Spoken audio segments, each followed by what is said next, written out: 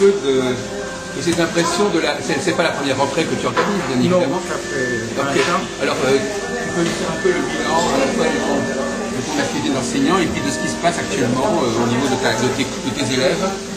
Comment est-ce que ce sont les mêmes élèves, est-ce qu'ils ont le même profil? C'est pratiquement beaucoup les mêmes, effectivement. Même genre ou les mêmes élèves? Les mêmes élèves qui sont là depuis, regardez, 10 ans. Puis après, elle est partie quand même, elle marche, c'est normal, là. Peut-être que ton enseignement, il se renouvelle quand même pas mal. Il se renouvelle. Des cas étudiés. Oui, il se renouvelle parce que je fais beaucoup ce qu'on appelle des thèmes d'actualité.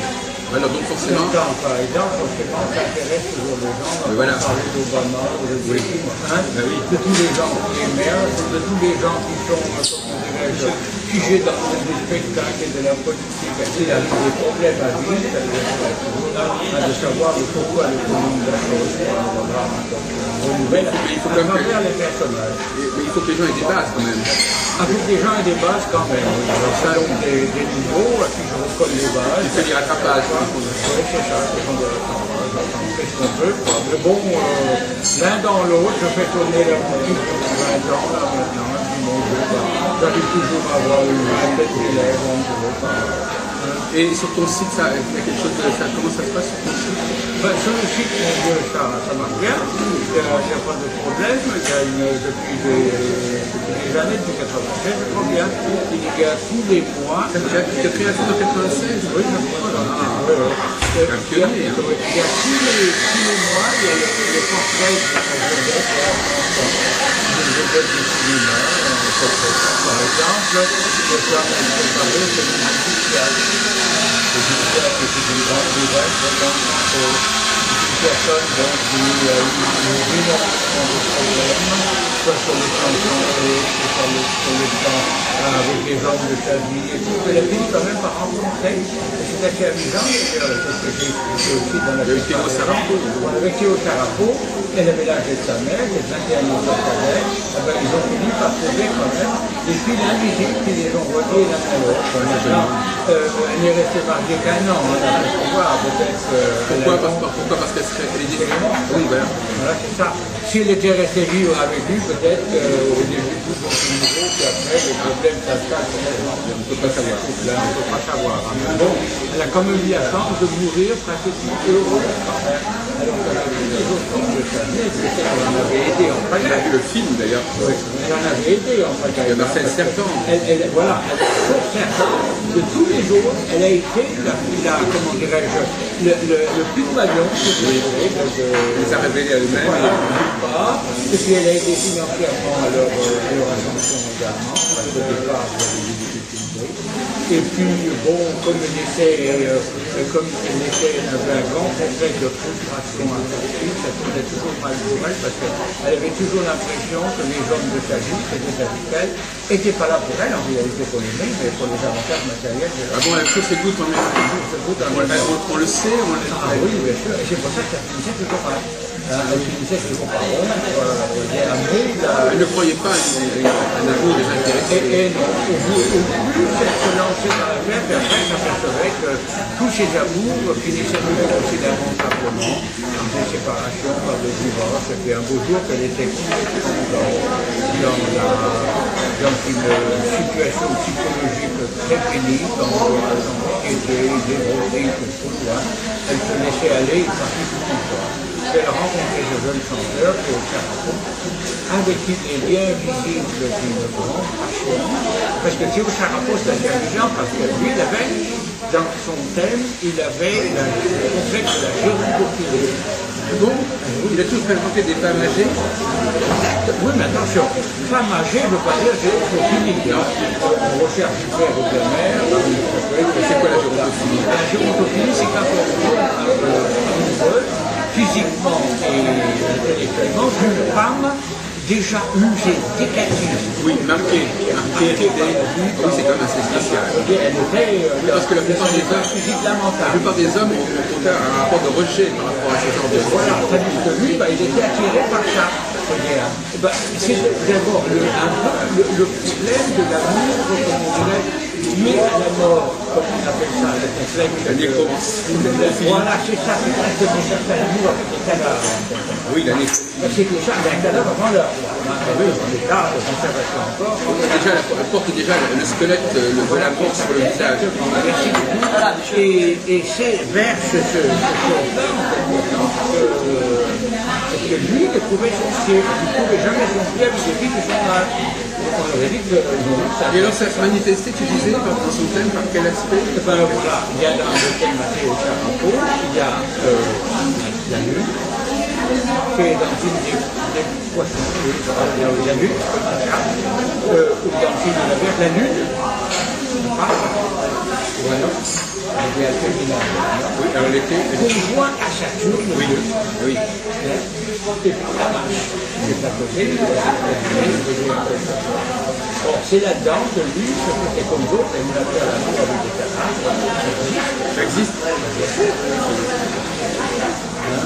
et donc à partir de ça, lui est tombé là-dessus. Elle, comme elle avait, comme par hasard dans son thème, la lune, aux Gémeaux, en la génération, c'est une femme, ça fait qu'on voit jeune, c'est quand il pourrait son corps, parce que c'était un beau jeune, même Théo Charapo, Oui, un grand séquent. et puis il avait un beau visage, il marquait tout. Elle a donc trouvé son pied avec un amour. Et puis lui avec tout du conseil. D'ailleurs, je ne trouve pas ça tellement étonnant, en fait. Je pense qu'effectivement, une femme âgée a plus de chance avec un homme jeune qu'avec un homme de son âge. Parce que l'homme jeune a une libido encore très active. Oui, voilà. Et qui n'a donc pas besoin d'être encouragé par un visage particulièrement avenant, alors qu'un homme a une libido plus faible, il a besoin d'être excité par quelque chose de plus agréable. C'est ça. Et puis il y a aussi le problème suivant, c'est que la femme retrouve sa jeunesse avec, comme on dirait, un homme plus jeune. Oui, C'est ça. Toute la jeunesse, une femme de jeunesse en quelque sorte. De même qu'un homme âgé avec une femme plus jeune retrouve un peu sa jeunesse. Il est forcément rentré sur la jeunesse, parce que si la personne n'est pas bien, mais est-ce que tu ne penses pas il va l'attirer, mais l'autre opinion. Est-ce que tu ne penses pas que ça peut jouer, par exemple, chez des enfants qui sont nés chez des parents relativement âgés? Quand il y a un couple âgé, par exemple, une femme de 40 ans qui a des enfants, il risque d'avoir cette forme de gérosophilie. J'ai pas pu le vérifier, ça. Moi, je te donne comme hypothèse, effectivement, l'image de la mère étant celle d'une femme marquée, puisqu'elle aura déjà un certain âge, il va vouloir la retrouver d'une certaine manière, alors que si tu viens avec une mère plus jeune, tu n'as pas cette problématique. J'ai pas pu le. Non, je te donne une piste. Parce que, de toute façon, le problème de la pédophilie, parce que tout ce qui existe a son contraire. Oui. La mort, la nuit, Le jour que tu dis, c'est le contraire. etc. Chaque chose a son contraire. Eh bien, si je ne sais pas dit, la pédophilie, et la pédophilie, c'est connu, parce qu'il y a des tas d'affaires judiciaires, donc dans les thèmes Alors oui, qu'est-ce que... eh bien là, ça peut, comment dirais-je, se trouver l'amour en mode jeune, vous voyez. Qu'est-ce qui déclencherait la pédophilie? Là, la pédophilie, il y a l'amour qui va vers le sexe. Moi, j'ai trouvé, par exemple, il y a un type qui était pédophile, puis il a joué, d'ailleurs, c'est Cohn-Bendit. Ah bon? Cohn-Bendit a dit que quand il était travaillé dans des champs avec des enfants, il y a des enfants qui lui ouvraient la baguette, qui lui faisaient des caresses là, qui lui laissaient aller, voilà, il a dit que simplement ça avait fait un bon scandale, et puis mon Dieu, il a fait avec des comme ça, un brutal enfant, c'est bon pourquoi. En son temps, il y avait des gens qui avaient trouvé ça pas bien. Bref, quoi.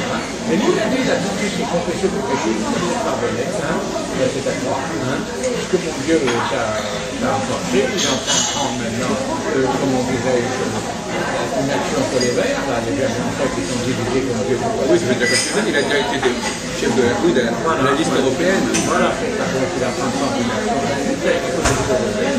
Tout ça, c'est pas là, il y a plein de genres de choses. La pédophilie, je vais trouver chez lui, je crois bien que c'est. Si je me rappelle, c'est pas le. Oui, alors peut-être pas Je pense que c'est Vénus d'amour. Soit dans un film jeune de jeunesse, Et avec le maître de scène, c'est des chansons. L'amour des enfants, et puis homosexualité, bien sûr, qui va avec. On peut avoir l'amour des enfants, parce que les gens qui aiment les enfants sont pas des pédophiles. C'est quand même pas on ne va pas, mais pour qu'il y ait passage à l'acte. Alors donc, s'il y a pédophilie, l'amour avec les enfants, Dieu, il y a donc la question qui se pose, c'est de savoir si ces tendances sont développées par le thème astral ou par l'environnement familial dans lequel la personne va évoluer. Forcément. Et là, ça crée une prédisposition, c'est ça que tu veux dire? Il y a une prédisposition dans le thème natal, forcément, parce que le thème natal, c'est que ça oriente vers les goûts et les inclinaisons de l'individu, en principe. Bon, s'il a une sexualité, pour sa sexualité, il aille soit vers les femmes, soit vers les hommes, hétérosexuels et homosexuels, ou alors elle peut aller aussi dans un cas d'hétéro-homo, la raison pas. Ou alors il y a des vieillards, là j'ai l'impression que ça peut aller de ce côté-là. Voilà. Et c'est ce que je suis en train de travailler avec les pédiatres, Oui, ça pose un problème plus général, donc justement de comment l'environnement va bloquer ou au contraire va exacerber les tendances mentales.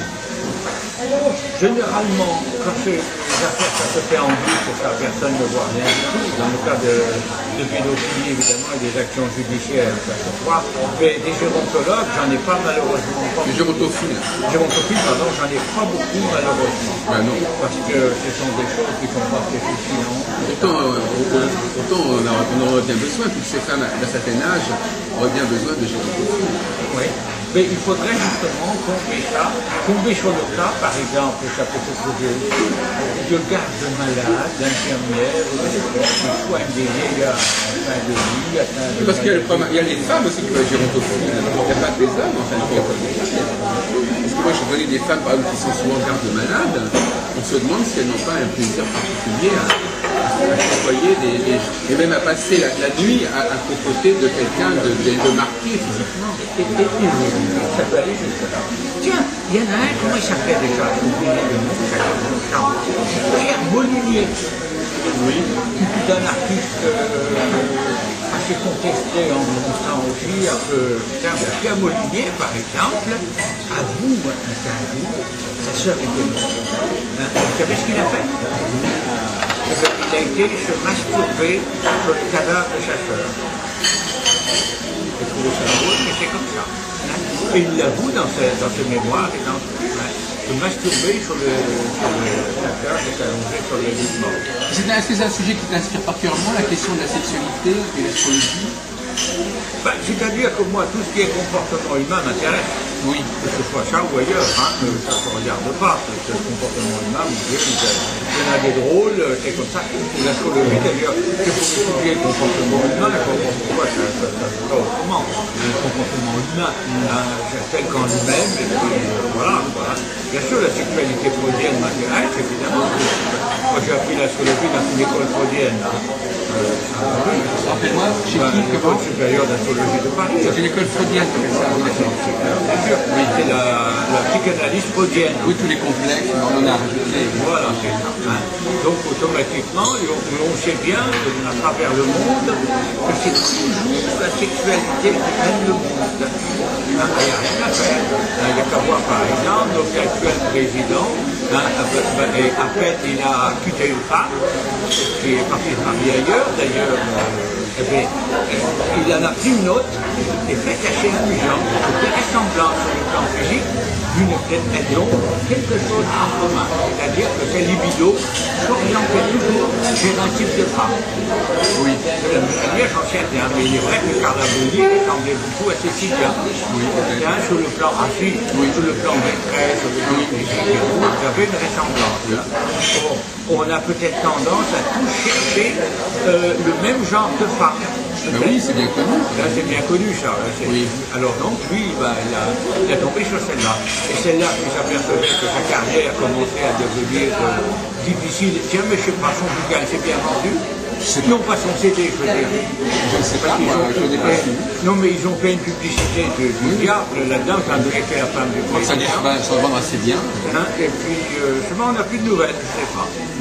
Ils ont fait une telle publicité, peut-être que les fans ont acheté ça, mais bon, je ne sais rien. Je n'entends plus parler de ça, donc je ne sais pas. Donc tu t'intéresses aussi beaucoup au couple, au problème du couple alors. Non, au problème du couple, bien sûr, il faut savoir pourquoi certains couples tiennent bien et pourquoi d'autres ne tiennent pas. Ouais. Alors, est-ce qu'on peut revenir sur les cours que tu donnes? Quelles sont les grandes têtes de chapitre? Enfin, quels sont les grands... tu fais un travail là-dessus, spécialement, tu leur donnes un enseignement là-dessus? Oui, non, d'abord, au départ, il y a ce que l'on appelle les fondations de la maison astrologique, c'est-à-dire tout ce qui est des signes, des applications des signes, en quelque sorte, en eux-mêmes, et dans la collaboration des uns avec les autres, on mélange ça. Et les autres, évidemment, c'est ça, les planètes, et puis ensuite, quand on connaît tout ça, on passe en quelque sorte aux aspects qui sont baptisés par un côté complexe qui arrange bien les choses parce que ça veut dire quoi que la tradition, par exemple, ignorait totalement, la tradition ignorait totalement les aspects qui se faisaient à l'ascendant. Oui. Hein, il y a des logiciels qui les mettent même. Hein, on aperçoit Astrotech, par exemple, par exemple, en tout cas. Hein. Et à mon avis, ça a été un tort, c'est le mérite de Jacques Berton d'avoir découvert que l'ascendant étant la première branche de la personnalité et du caractère, et puis, comment dire, les autres, en quelque sorte, les maîtres de l'ascendant, étant la seconde et la troisième branche de la personnalité et du caractère de l'individu en quelque sorte. Et toute relation, position bien sûr aussi, mais relation de l'ascendant ou de ses maîtres avec les autres corps célestes, les autres planètes évidemment, sont particulièrement intéressantes. Voyez, si vous avez par exemple, regardez, c'est le cas d'Edith Piaf. Piaf, je veux dire, oui, elle a la lune, la mère, et qui reçoit une opposition à son ascendant, combien c'est ça, et à Mars, le maître de l'ascendant qui est en œuvre. Bon, elle a eu des problèmes avec sa mère, puisque sa mère l'a abandonnée automatiquement. Elle a donc voulu à sa mère de l'avoir abandonnée. Normal. Elle a eu des problèmes avec son père aussi, avec lequel elle a commencé à chanter, mais comment dirais-je après, et des problèmes de caractère entre eux. Elle a pris sa liberté, puis elle est partie chanter toute seule dans les rues, étant jeune. Eh bien, il y a aussi, on voit, Pluton, l'autre maître de l'ascendant, est opposé au soleil. Et le soleil, dans le thème d'une femme, est bien sûr le premier homme de sa vie, la première autorité, à savoir le père. C'est tout à fait logique. Mais après, c'est les autres hommes qui vont monter. Il y a des problèmes avec les autres bonhommes aussi, automatiquement, dont les thèmes ne sont pas tellement en adéquation avec le sien, avec ses astralités et les siennes. Oui, oui. Voilà. Comment se fait-il justement que... Qu'est-ce qui fait justement, c'est un paradoxe, pourquoi ça veut dire qu'on n'est pas automatiquement, on va pas automatiquement avec des gens pour qui on convient. Ça veut dire que le thème n'est pas aussi puissant que ça, puisqu'il nous amène éventuellement, on est amené parfois à aller avec quelqu'un qui n'a pas un thème qui convient. Ah, attendez, non, là il y a quelque chose, voilà. Quand on fait les thèmes de comparaison, on voit qu'il y a toujours des attirances entre deux thèmes. Mais des attirances et des ententes sur un point. Et paradoxalement, à côté, comme la rose sans bombe, elle a des équipes, on ne peut pas dire. Et bien la thème, c'est la même chose. Et il y a, par contre, et on voit quelquefois dans les couples, hein, et je me dirai pas le contraire, il y a certains couples qui vivent ensemble toute leur vie et passent leur temps à se chamailler, hein, à s'engueuler. Hein. C'est-à-dire qu'il y a certains aspects qui les poussent irrésistiblement l'un vers l'autre, mais c'est comme deux boxeurs sur un rythme, c'est pour faire un match de boxe en quelque sorte. Hein. Et ces couples qui passent leur temps à se chamailler, pourquoi? Parce que chacun est soi, et puis mon Dieu, on n'a pas une vision forcément la même, hein, sur les mêmes choses de l'existence en quelque sorte. Hein. Voilà. Alors, pour changer un peu de sujet, ils ne se séparent pas, restent ensemble quand même. Il t'arrive parfois que des gens t'appellent pour te demander de l'aide en fait. Ben, moi, Tu es un peu la SOS astrologie. Moi, si on veut, oui et non. Oui, parce que d'une part, il m'est arrivé quelquefois, par exemple, de tomber sur des gens, des femmes qui arrivaient à 35-40 ans, par exemple, qui avaient fait 3-4 divorces, des expériences très malheureuses, sur le plan affectif. Eh bien, ces personnes-là, par curiosité, venaient me demander pourquoi diable elles se cassaient la figure, elles, alors que leurs copines, ou toutes les autres de l'autre côté, étaient mariées normalement, avec apparemment sans trop de problèmes dans le couple, quoi. Bon, il y en a bien sûr aussi, mais alors que elles, ces femmes-là, elles sont, comment dirais-je, toujours en rupture et en demande. Alors à chaque fois, elle pensait le bon numéro, puis ça tournait toujours au tragique. Pourquoi? La plupart du temps, on voyait des personnes un peu complexes de frustration et de sevrage affectif. Quand on a ce truc-là, il y a deux choses. Primo, on est un mendiant ou une mendiante de l'amour, c'est-à-dire qu'on s'estime pas assez aimé. On n'a pas assez d'amour, on a l'impression que notre conjoint ne nous aime pas assez, ne nous bichonne pas assez, et on en est malheureux. Et on est toujours en demande, et on colle tellement au conjoint que l'autre, au bout d'un moment, il en a marre, il dit qu'est-ce que c'est que ce type, il est d'une jalousie, ou cette femme, une jalousie extrême, je peux même pas respirer, je peux même pas sourire à une autre personne, sans qu'automatiquement, me tombe sur le dos, en quelque sorte. Il y a ça. Ou bien la personne ne s'est pas aimée, c'est-à-dire elle ne s'est pas donné de la tendresse et de l'amour à son conjoint, lequel, à bout d'un moment, va se dire mais qu'est-ce que je fous là, moi? Je suis quoi pour cette personne? Elle va se poser la question automatiquement. Et au bout d'un moment, la personne va dire ouais, bon, j'ai compris, il ou elle ne m'aide pas, allez, je fous ça. Alors, on essaye de trouver avec un autre, malheureusement, tiens, il y a quelqu'un qui est très intéressant à ce niveau. C'est Eddie Barclay. 8 mariages, 8 divorces. Oui, bien sûr. Bon. Et je ne parle pas d'un nombre incalculable de liaisons qui n'ont jamais abouti à grand-chose. Pourquoi? Parce que tout simplement, il avait une très grande sexualité. Donc à chaque fois qu'il voyait une femme qui lui plaisait, il lui sautait dessus, c'est le cas de dire.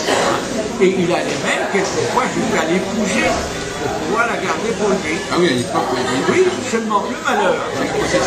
Et le malheur, voilà, le malheur, c'est qu'il y avait un grand contexte de frustration affective. Et quand il épousait en général des femmes beaucoup plus jeunes que lui, qu'est-ce qui se passait? Et Eddie Barclay faisait beaucoup de réunions avec des artistes dans sa villa, ça invitait beaucoup de monde. Et quand il voyait que sa jeune femme, qu'elle veut dire, souriait trop à un jeune homme, automatiquement, il y a un pincement au cœur qui commençait à se brancher. Et elle se disait, tiens, elle s'intéresse à plus jeune que moi, donc elle ne m'aime pas. C'est Saturne qui était là, à l'opposé de sa Vénus, qui disait, elle n'est pas là pour toi, mon vieux, elle est là pour le prix, l'avantage que tu lui amènes. Il y avait des configurations de divorce dans certains cas.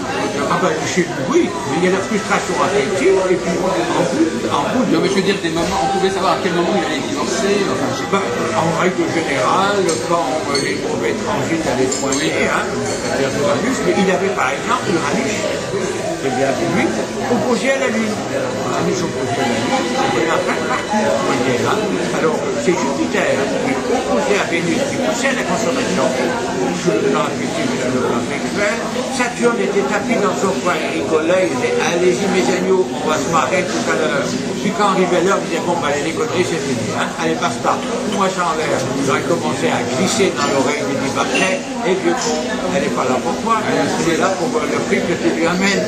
Alors, Barclay disait, mais non, putain, machin, fous-moi le temps. Puis au bout d'un moment, quand il la voyait encore sourire, un autre jeune homme, machin, Saturne disait, tu vois, regarde un peu, il s'intéresse à des plus jeunes, pas là pour uniquement pour ça, évidemment, le doute commençait à se faire, et un beau jour, quand arrivaient les mauvais français, l'occasion de supérieur, à ce moment-là, ça cassait. Est-ce que c'est pas indiscret de te demander Quel regard tu portes astrologiquement sur ta propre vie de couple? Sur sa propre vie de couple, c'est pas toujours facile à vivre tout seul. Prenons par exemple les gens dont il y a beaucoup qui ont des névroses. Il y a des névrosés, il y en a énormément. C'est-à-dire des gens qui, à l'intérieur d'eux-mêmes, ont de l'angoisse, de l'anxiété, des doutes, sont mal quelquefois dans leur peau. C'est pas facile de vivre avec moi, toujours. Mais de vivre avec quelqu'un d'autre, avec un autre, de vivre toute une vie, eh bien c'est tout un art. Parce que d'une part, il faut bien sûr aimer son conjoint, il faut aimer de l'amitié avec son conjoint, et il ne faut pas que ce conjoint vous casse pour les pieds non plus, il faut qu'à l'intérieur du couple, c'est un rapport de liberté et d'indépendance de chacun pour aller vers ce qui lui plaît. Est-ce que l'astrologie peut aider à mieux vivre le couple? L'astrologie peut au moins signaler les dangers qu'il y a, les facilités, mais aussi les dangers qu'il y a de mésentente dans le couple. Et si les gens sont intelligents, ils se diront, bon, on va pas sur le champ de bataille. On n'y va pas. J'ai connu un couple, par exemple, moi, qui s'aimait bien tous les deux, mais les rapports avec les frères et les sœurs du conjoint ne passaient pas. Alors un jour, je discutais avec eux comme ça, on parlait ensemble, et puis lui me dit comme ça, en parlant du frère de sa femme. Il me dit textuellement, il me dit, ah, tu sais, j'aime bien ma femme, il me dit, comme je le vois. Mais alors, dis donc, elle a un frangin, quel con. Hein? Alors, alors, au bout d'un moment, quelqu'un dit que ça suffit comme ça, laisse mon frère tranquille, on a déjà parlé de ça plusieurs fois. Hein? Mais moi, j'aime bien mon frère, toi tu l'aimes pas, mais ça c'est autre chose. Hein? Alors, je dis, mais comment vous faites? Un jour, on parle de famille, j'avais failli s'étrangler à ça. C'est incroyable, hein? Il voyait. Alors, lorsque le frère voulait venir voir sa sœur, il disait à sa sœur, bon, je peux venir te voir quand? Elle disait, bon, ben écoute, mon mari n'est pas là. Elle dit, tu viens. Alors, comme son mari n'était pas là tel jour, ça en fait toujours, les jours n'étaient pas là. Parce que quand on mettait les deux en contact, ça finissait toujours. Donc, en fin de compte, tu continues un peu dans la ligne de Platon au niveau de l'étude de personnages connus. Ah ben oui, bien sûr. Je crois que pour moi, l'astrologie. Tu fais une astrobiographie en fait. Je travaille beaucoup sur les biographies parce que les biographies ont un mérite, c'est l'autopsie. Si on a découvert la médecine, les progrès de la médecine, c'est parce qu'il y a Bichat et bien d'autres d'ailleurs qui se sont mis à disséquer les cadavres. Toi, tu dissèques les personnages. Bien sûr, dissèquent les personnages. Donc à partir de ce moment-là, ils vont dire, ah tiens, celui-là il est mort avec une prise de poids. Regardez, j'ai vu son poids comment il est. Et par la suite, beaucoup après, quand ils ont vu dans des radiographies et des affaires par exemple, les mêmes symptômes qu'ils voyaient sur les cadavres, ils disaient attention, vous voyez le poids là, vous devez pas venir autre chose. Et donc à partir de là, ben, c'est pas la dissection, on fait la dissection aussi, parce que les biographies ont un mérite, c'est qu'elles annoncent ce qui a été vécu par l'individu. Eh bien, nous, on n'a plus qu'une seule chose à faire, c'est de prendre le thème astral de naissance et de le faire la manière avec, faire coïncider avec la vie et voir qui c'est qui a fait ceci, qui c'est qui a fait cela. Et à force de répétition, de voir les mêmes aspects dans un même contexte vécu, donc c'est ça. On pourrait dire en quelque part que, d'une certaine manière, tu as une dimension martienne qui est récurrente dans ta vie, parce que tu as été militaire, après tu es une sorte de chirurgien de l'âme, donc il y a quelque chose comme ça du scalpel. Militaire, en vérité, quand j'avais 20 ans, c'était ça, 20 ans, je ne savais pas très bien ce que je voulais faire. Et j'ai été militaire selon, c'est la conjoncture du moment qui l'a favorisé. Tout simplement, parce que j'étais recherché pour une soumission au service militaire, je ne m'étais même pas présenté au conseil de révision. Je ne pensais pas non plus me présenter au service, c'est une chose qui m'avait totalement, comment dirais-je, échappé. Hein. Et puis, c'est évident que ma mère a reçu un papier de la gendarmerie, en disant qu'à l'époque, je risquais de faire des années de prison pour ce truc-là. Alors, j'étais quand même bien embêté. Et un jour, tout ça, je l'ai toujours dans le même bar. Et il y avait un sergent chef de train auto qui était là, il jouait au flipper. Et je voyais que le gars, il avait toujours du fric. Moi, j'en suis pas beaucoup. Il avait toujours du fric. Alors, je lui explique. Ah, il me dit, oui, mon gars, il me dit, il est dans la merde. Je dis, comment ça? J'ai foutu dans la merde. Je dis, et maintenant, il va falloir m'en sortir. Et comment m'en sortir? Je te connais, tu n'es pas le mauvais exemple. Lundi, je viens avec mon frère, je me présentais au colonel du régiment, et puis il s'est inventé, puis il va te dire ce qu'il faut faire pour essayer de sortir de là. J'ai dit d'accord, lundi. Et puis même je le regardais, je lui dis, mais oh ouais, d'où tu viens? Tu as toujours changé, il dit bien, et tout tu viens. Ah oui, il dit, moi c'est pas difficile, moi je suis militaire de carrière, c'est autre chose. Ah bon? Je dis oui, je viens d'Indochine, puis il dit, et puis je pense y retourner, donc il n'y a pas de problème. Je dis, mais en Indochine, combien tu gagnais d'abord par mois? Il m'a dit un chiffre qui me paraissait évidemment astronomique. Par rapport à moi, qui portais des bouteilles dans une épicerie. Et ça m'a interpellé comme événement. Alors en moi-même, et puis quelques temps avant, j'avais vu un type qui travaillait avec moi, chargeait les bouteilles et les. Il avait 50 ans à l'époque, on lui en donnait 70. Ouais. Usé par les soucis, la vie en quelque sorte. En moi-même, je me dis, mais je vais devenir comme ce type si je reste là. Oh, j'ai dit non. Il faut se dégager de là. Alors je lui ai fait parler de l'Indochine, tout ça, il me dit, oh, c'est bien et tout, et puis ah bon. C'est samedi soir. Ça m'a travaillé tout le dimanche. Tout le dimanche. Le lundi matin, j'étais au bureau d'engagement. Et je me pointe là, il y avait un vieil adjudant-chef qui était là, le bleu blanc, il dit, moi là, je lui dis, que tu veux? Je dis, voilà, c'est bien engagé. Bon, d'accord, combien tu prends? Je ne sais plus, qu'est-ce qu'il y a? Et puis, je ne sais pas, on discutait de marchandises, de trucs comme ça. Qu'est-ce qu'il y a? Ah, ben, il dit, il y a 3 ans ou 5 ans. Oui, combien? Oui, à 3 ans ou 5 ans. Oh, ben, je dis, on peut commencer par 3 ans, on verra bien. Hein, je dis, ça ne fait pas, il vaut mieux être prudent, parce que ça s'engage à long terme. Je dis, bon, tu veux aller dans quel art? Il m'aurait dit les lois pontificaux, c'est pareil, hein, les collégiens. Alors je dis, j'aimerais bien dans les chars. Les chars, ça m'a bien attiré. Piloter chez Mastodon, ça m'a Tu avais déjà un permis de conduire? Non, rien à l'époque, pas du tout. Hein. Alors les chars. Elle me dit, bon, bah écoute, je vais t'envoyer au 508e régiment de chars à Rambouillet. Bon, pas pour le 511e, il m'aurait dit les lois pontificaux, ça aurait été pareil, je suis parti à Rome, sans discussion. Bon. Et puis quand il me regarde, il me dit non, toi tu as la gueule à faire un marche-soin. Est-ce que c'est encore ça? Eh bien, tu vas aller à la coloniale. Ah, je dis, ah bon. Je dis, quel est l'avantage de la coloniale? Ah, mais d'une part, de côté c'est l'armée métropolitaine, tu restes en métropole. Et de l'autre, la coloniale, tu vas aux colonies outre-mer. Ah, ben je dis, bien sûr, c'est ça qu'il me faut, moi. Il faut que je voyage. Hein. Et donc, c'est parti. Et puis, bon, au départ, évidemment, j'en ai bavé un peu, parce que quand on fait ses classes, hein, on vous en fait baver sur des couleurs, c'est normal, il faut savoir ce que le type a dans le ventre. Hein. C'est logique, hein, il est capable de porter. Bon. Et puis, un jour, ce qui m'a plu dans ce truc-là, quand je suis arrivé, un capitaine, il m'a dit comme ça, il m'a dit, bon, écoute, c'est bien. Tu penses que tu veux. Et je suis toujours en dehors du service, on en a rien. Mais pendant que tu as dit, tu fais ton boulot. Hein. Sinon, ça va mal tourner. Alors, mais c'était un peu de me dire la réponse.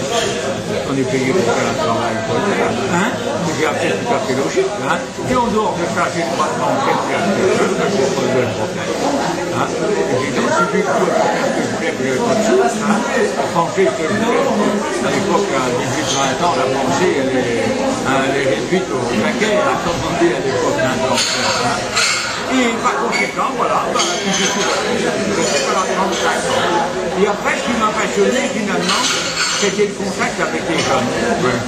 J'avais des tas de jeunes, chaque contingent, il fallait les former en chef. Voilà, et puis mon Dieu, ça a tourné, ça m'a bien plu, je regrette absolument pas qu'il y a beaucoup de choses qui sont très intéressantes. J'ai des voyages que j'ai effectués à l'outre-mer. C'est-à-dire que j'ai été en Indochine, au Vietnam, d'abord pour commencer, c'est passionnant. Ensuite, dans toute l'Afrique, dans les pays arabes, j'ai fait lancer l'armée arabe. Alors donc à partir de là, j'ai beaucoup voyagé et la connaissance de l'être humain, la psychologie de l'être humain m'a toujours passionné. Et à quel moment tu as rencontré l'astrologie dans tout ça? Ah, voilà. Ça s'est passé en 73, fin 73, début 74, début 74. Et j'étais chez ma mère, comme ça, en visite, et puis elle me dit, tu manges où à midi? Je sais pas, tu manges avec moi? Oui, il n'y a pas de problème, on va bien. Si tu veux que j'aille bien les courses, elle me dit non, tu sors pas. Avec ma mère, je ne sais jamais, c'est elle qui savait tout. Pas de problème. Moi, je reste tout seul comme ça dans l'appartement. Si je me dis, bon, il faut quelque chose à dire, quand elle revient. Alors, je me dis, et je tombe sur Astre, bien qu'il existe toujours une revue, voilà. Mais, mais à l'époque, il y avait le défunt Paul Colombet qui écrivait là. Oui, par exemple, oui. Et Paul Colombet, j'ai lu un article de lui, justement, sur un sujet, cette évolution mondiale par rapport à lui, justement. Je me dis, tiens, c'est pas bon, mais c'est même intelligent, et ça donne une explication à quelque chose que je ne comprenais pas. Donc, je me dis, tiens, il va falloir voir ça. Tout le temps, après, j'avais des réceptions quand j'avais l'amertume dans la bouche. Et puis je me dis, mon garçon, il ne faut pas que tu restes comme ça, à faire du mot et du souci. Brancher ton esprit sur quelque chose. La sublimation, sortir de ses problèmes, brancher ton esprit sur quelque chose. Et je me suis inscrit à l'école d'astrologie de Jacques Verton, je suis tombé là-dedans. Et voilà. J'ai fait 2 ans d'études. Tu es allé aux réunions là? J'allais tous les... Donc tu as dû côtoyer pas mal de gens intéressants. 2 fois par semaine, j'allais au soir, après le boulot. J'étais combien à peu près dans la salle? Quarantaine, peut-être. C'était chez lui, il y avait de la place? Ah non, il avait loué à Levallois-Perret une petite salle. Voilà, et on a fait le là. Moi j'enregistrais les... Tu as connu des gens comme Jean-Claude Dupont, Francis Buche, je sais pas. Dans mon machin, moi, je dois avouer, dans les stages où j'étais, je n'ai connu personne qui a transcendé. Ah oui, d'accord. Je n'ai connu personne qui a transcendé, c'est-à-dire qui est sorti du lot en quelque sorte. Et tu as des cassettes encore de cette période? Je dois encore en avoir. Oui, mais alors, sans dur à écouter, parce que malheureusement, comme dit votre date de 35 ans, et tout le monde sait très bien que la matière, oui. Alors je peux t'interroger sur la fameuse pétition là, que l'AFDAP a fait circuler entre astrologues et astrophiles, pas astrophiles, mais astromancie et astrologie. Tu as connaissance de cette pétition? Oui, j'ai reçu des mails. Non, c'est pas moi, c'est eux qui m'ont. Je sais bien. J'ai reçu justement, je me suis mis à un pigeon de loi. Moi, personnellement, je me suis dit, le sexe des anges, j'en ai rien à faire. Un ange, peut-être un garçon ou une fille, c'est un ange. Bon, moi, je ne vais pas m'amuser à savoir, les anges, c'est possible. Et moi, personnellement, j'ai expérimenté ma méthode, ce que je fais. Je vois que ça marche relativement bien. Donc, à partir de là, je fais dans l'objectif que je me suis fixé, continue à faire des recherches et je continue à faire, disons, des découvertes. Par exemple, l'autre jour, j'ai trouvé un bouquin. J'avais 6 ans la première fois. C'est la plaque là, c'est une dame qui est arrivée maintenant à 35-40 ans, c'est là que je lui donne grosso modo, et qui a été violée par son père à l'âge de 6 ans. Alors évidemment, elle a créé une association de lutte justement contre ces trucs-là. Et donc j'ai lu ça, je l'ai contacté par internet, et je lui ai dit, madame, j'ai acheté votre livre, ça fait 6 ans la première fois, et ce qui vous est arrivé m'intéresse beaucoup. Et je lui ai dit, voilà, je pratique l'astrologie, j'ai la connaissance des motivations de l'être humain, de ce qui arrive à l'être humain, et j'aimerais bien voir pourquoi cela est arrivé à vous en particulier, et pourquoi un de vous était traumatisé, parce qu'en vérité, l'inceste, ce n'est pas le problème. Non. Pas la dernière non plus, hein. Il y en a eu. Hein. Et pourquoi dire d'autres, par exemple, qui ont été atteints par cette chose-là, ça les a moins marqués. Je ne l'ai jamais marqué. Elles se sont dit, bon, que ce soit le père ou un autre, il faut être ouverte à la circulation d'une manière ou d'une autre, donc c'est pas un problème. Hein. On est fâche, puis on passe à ça. Alors qu'elle, elle a eu un véritable. Hein. Je me dis, pourquoi diable hein. Bon, parce que, et oui, bon, je sais qu'elle a encore eu de la chance, parce qu'elle n'est jamais tombée enceinte de son père. Aussi, ça pourrait se produire. Se produit aussi, en d'autres temps. Hein, alors là, bon, ça a été une expérience malheureuse, mais pourquoi diable, elle est, comment dirais-je, elle est traumatisée par ce fait qui s'est passé. Alors tu as trouvé la solution, l'explication? Ben, j'attends, je lui dis voilà, oui. Pour savoir, dans son bouquin, elle a marqué né à telle date. Mais ce bouquin, c'est un bouquin de quoi? C'est un bouquin de raconte sa vie. Mais pas d'astrologie. Non, autobiographique. Voilà. Alors je lui ai donc demandé, si elle voulait bien, de me donner son heure de naissance. Oui. Soit celle de sa maman, ou bien celle qui est marquée sur l'état civil, oui. Un défaut en quelque sorte. Parce que j'ai demandé son état civil, malheureusement, Aubry, le nom qu'elle a pris, c'est un pseudonyme. C'est pas son nom d'origine. Alors donc évidemment, l'état civil, ils m'ont répondu inconnu. Mais tu connaissais le lieu de naissance? Oui, oui. Mais seulement, c'est pas le nom. Alors maintenant, va-t-elle me fournir matière à travailler? Je n'en sais rien. Alors qu'est-ce que tu as d'autre comme sujet de recherche ou comme occasion de recherche? Qu'est-ce que c'est pour toi la recherche? Pour faire la recherche, il faut d'abord que j'étudie un thème à qui je suis vraiment arrivé, cet événement, que j'essaye de voir les aspects, les configurations astrales supposées faire cette affaire-là, je dis bien, supposé le faire, parce qu'au départ je n'ai aucune certitude, parce qu'il en faut plusieurs. Alors je marque ça, puis je me dis, je pourrais très bien que ce soit dû à telle et telle configuration astrale. Mais ça demande à être poursuivi, il faudra d'autres thèmes, des recoupements en quelque sorte. Quoi. Alors je collectionne des thèmes comme ça que j'attends quand les recoupements se font, tout simplement. Voilà. Donc tu apprécies beaucoup le travail de Didier Gesselin, je suppose. Les travaux de Gesselin, le travail de Gesselin de rassembler des heures de naissance. Ah ben ça c'est certain, Didier Gesselin fait un travail magnifique dans ce sens qu'il nous donne, comment dirais-je, des heures de naissance, beaucoup de choses. Bon, il arrive parfois quand je ne les ai pas chez lui, que moi je relève ça sur un journal, sur une revue, eh bien je demande moi-même les actes de naissance, les extraits de la naissance. Mais alors, est-ce que toi qu'est-ce que tu penses de la statistique en astrologie? Tu penses est-ce que c'est facile d'être un statisticien en astrologie? Toi, tu as une formation de statisticien, donc tu pourras en avoir une? Je n'irai pas, disons, jusque-là. Par exemple, j'ai dans mon ordinateur plusieurs dossiers.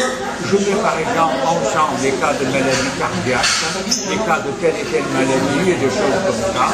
Et puis quand ça arrive, que j'ai des cas certains, eh bien je collationne d'autres et je regarde pourquoi un tel a été thérapé d'un coup d'une maladie cardiaque par exemple.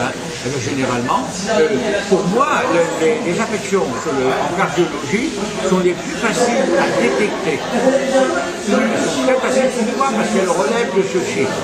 Elles relèvent d'un aspect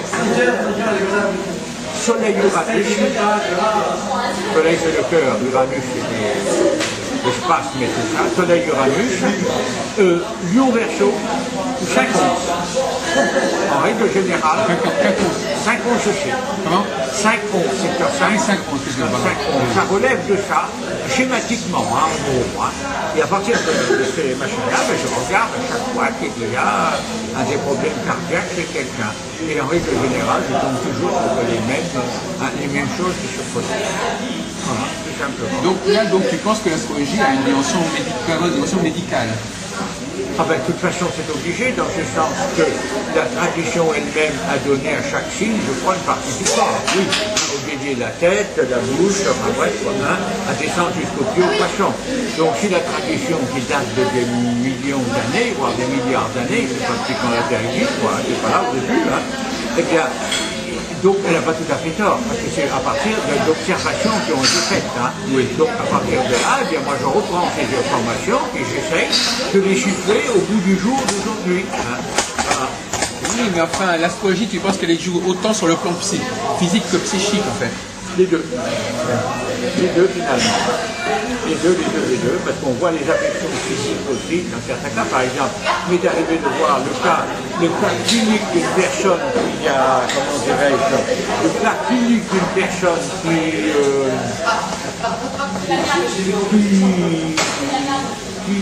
qui avait un mal de dos terrible. Un mal de dos terrible.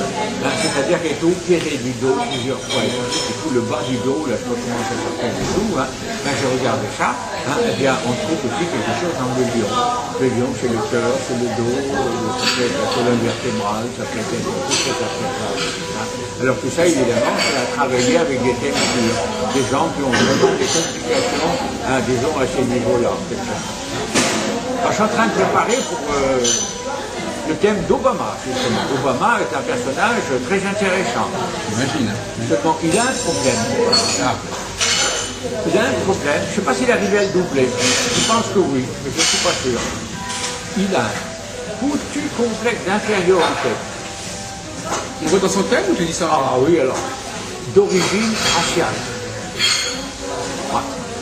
Probablement que quand il était môme, le fait d'être fétiche, dans des milieux qui l'étaient moins, peut-être que ça l'a traumatisé. Parce qu'il y a des gens, quelquefois, qui sont traumatisés par les questions raciales. Moi, j'avais par exemple, quand j'étais en Afrique, un jour, par exemple, il y a un type qui me disait tout le temps, c'est parce que je suis noir. Mais je dis non, mon Dieu, j'essaie de me ramener ça, que vous êtes noir, que c'est pas n'importe quoi, vous êtes noir. Il faut le reprocher à vos géniteurs, ça. Là où, sur qui il faut tomber, je dis, moi, je dis pour rien dans l'affaire. Bon, vous êtes noir, il va bien falloir que vous y fâchiez. Moi, je serais né chinois, il va bien falloir que je me fâche avec mes yeux bridés, mon Dieu. Je n'aurais pas fait un drame pour autant. Je me suis assis dans ce que j'ai, sur ma plateforme, et à partir de là, j'aurais essayé d'évoluer, et vous pouvez trouver qu'un noir peut être supérieur à un blanc si vous le conduisez bien. C'est à vous de jouer, c'est tout. Mais si vous êtes toujours en train de vous culpabiliser pour ramener en dessous, alors là, c'est pas possible. Casser les pieds à tout le monde, parce qu'au bout d'un moment, les gens vous diront, il nous fait chier, ce putain de nègre à la con, là, il fait voir ailleurs. Qu'est-ce que vous pensez du coaching? On peut dire que vous êtes un coach? Un quoi? Un coach. C'est le nouveau concept. C'est-à-dire que le coaching, c'est celui qui, ça vient d'ailleurs du mot, on s'est coaché, le coach, celui qui guide les autres, celui qui les oriente, qui les prend en charge, qui les prend en main un petit peu, qui les dirige. C'est mon Dieu vrai, parce que j'ai, comment dirais-je, dans mon thème aussi, un complexe de Prométhée. Mais oui. Prométhéen. C'est Berton, ça. C'est selon Berton, le complexe de Prométhée. C'est au Verseau. J'ai ma lune maître d'ascendant dans le signe du Verseau.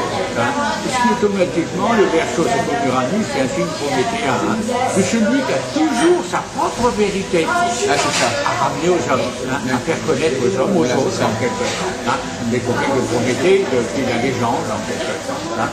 Et probablement, quand j'ai découvert ça, je me dis, remarquez, tout le monde a à peu près sa propre vérité à mener, à sa manière, ne serait-ce qu'à la manière d'enseigner. Par exemple, quand j'étais en Mauritanie, j'enseignais, comment dirais-je, la radiotélégraphie à des Bédouins du désert.